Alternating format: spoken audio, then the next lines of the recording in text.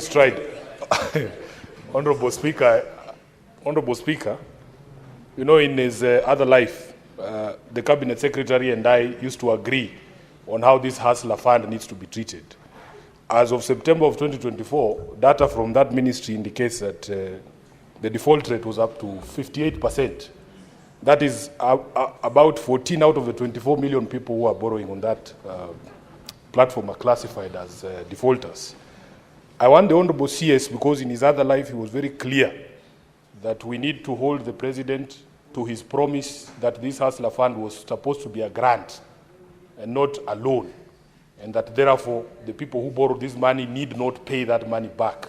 That was the position we held together with the CS. I want him to confirm, Honorable Speaker, what plans are there to make sure that the people who are listed as defaulters of this particular hustler fund are made to pay back this money, now that he has taken a diametrically opposite position, that this money needs to be paid back. Honorable Speaker, I thank you. Senator Fernandez. Thank you, Mr. Speaker, sir, and I want to welcome the Cabinet Secretary to the Senate and be proud that if this is the kind of leaders from Mulembe Nation, led by Oparanya and Kalwale, then the Mulembe Nation is in safe hands. Mr. Speaker, my only... Mr. Speaker, I really want to ask from my brother CS, in this hustler fund package, what should be the aspect in ensuring that upcoming cooperative societies like Kipsiele cooperative societies, Chapter 8 Women Star, Kapsaos Coffee Cooperative, Kapkulumben Cooperative Society, Lesos Farmers Cooperative Society, and Kabunyeria Farmers Cooperative Society, among others in Nandi County, is there a specific package that the Hustler Fund can give to these cooperative societies so that, Mr. Speaker, it can jumpstart and ensure that we don't only capture societies and youth groups and women groups in Nairobi, but also the people from what we call under the President's agenda of bottom-up economic model, Mr. Speaker. And I want to ask the CS not to fear Sifuna. Sifuna was told off by Raila over the weekend, Mr. Speaker. Honorable Senator Fernandez. Honorable Senator Fernandez, you are out of order.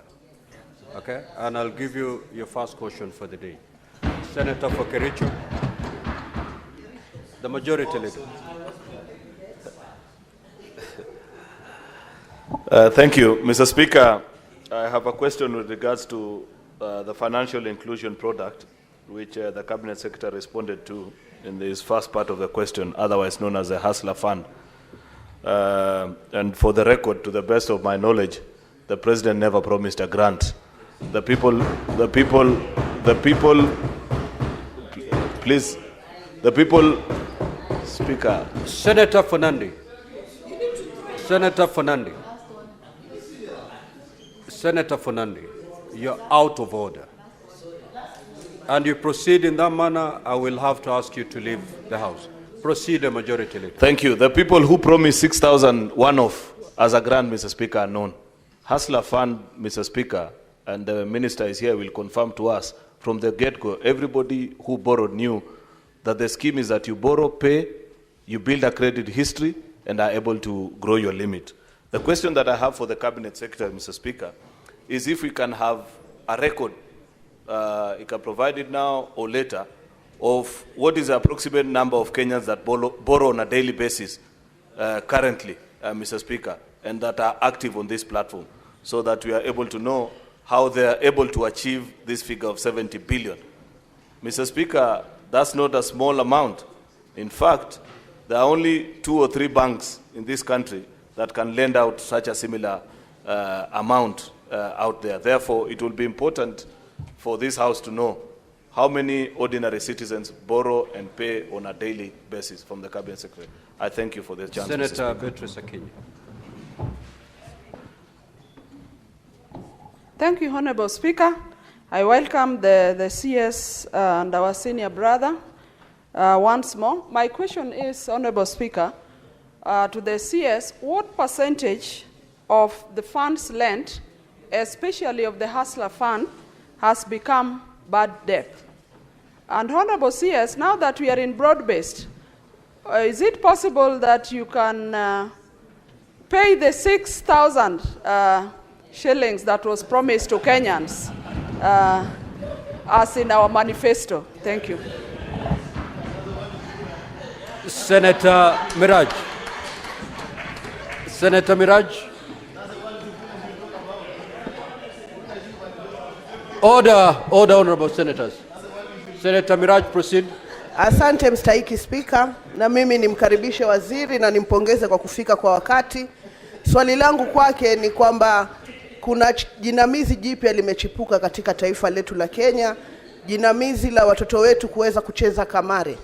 Na kuna ushahidi ya kwamba pesa nyingi zinazochukuliwa katika mifuko hii ya hazina za fedha inaenda kutumika katika hali ambazo sizo za malengo ya hazina hizi za fedha. Je, kuna mikakati gani katika wizara yetu kuhakikisha kwamba tunafuatilia utekelezaji wa ruwaza wa hazina hizi za pesa? Nikimaanisha kuna mikakati gani ya kuhakikisha kwamba pesa zinazochukuliwa zinafanywa biashara na zinastawisha vipi uchumi wa serikali kama ilivyokuwa malengo ya rais wetu wakati alipokuwa anataka kuweka hazina hii ya fedha, ili tuone kwamba kuna sera ya kuona kwamba anayechukua hizi fedha anaenda kuyafanyia yale malengo ambayo anaombea na haendi kutumia kwa mihadarati na hata kujiingiza katika jinamizi la kamare. Asante Mheshimiwa Speaker. Senator Eddie Okech. Mr. Speaker, thank you for giving me this opportunity. My question is also on the same ASLA fund, and because the CS in charge now is an expert from ODM, has the ministry done a legal impact assessment of the ASLA fund, Mr. Speaker? Because it seems to me that we don't know where this ASLA fund is being invested, and we don't know who are borrowing this ASLA fund. Is there even intention by the ministry to publish a proper impact assessment of areas that this money has gone, which people have borrowed, and to what extent have they transformed their business, Mr. Speaker? Because, Mr. Speaker, where I come from, one of the people I hoped would have borrowed from this ASLA fund, Mr. Speaker, is the border industry, which we are given to be about 1.5 million people in our borders today, Mr. Speaker. But the border industry is still going to very expensive solutions in terms of people who are in the marketplace, giving them, Mr. Speaker, these loans at almost 60%, Mr. Speaker. If you look at what the border are getting, even in terms of just the deposit that they're given to give to these funds like Watu Credit, Mogo, Progressive, they have to give sometimes up to 60,000, Mr. Speaker. And then within 3 years, they try to pay these funds. The border is depleted, is depreciated, but then they don't have even the border itself, Mr. Speaker. So who are these people borrowing from ASLA fund? Who are these ASLAs?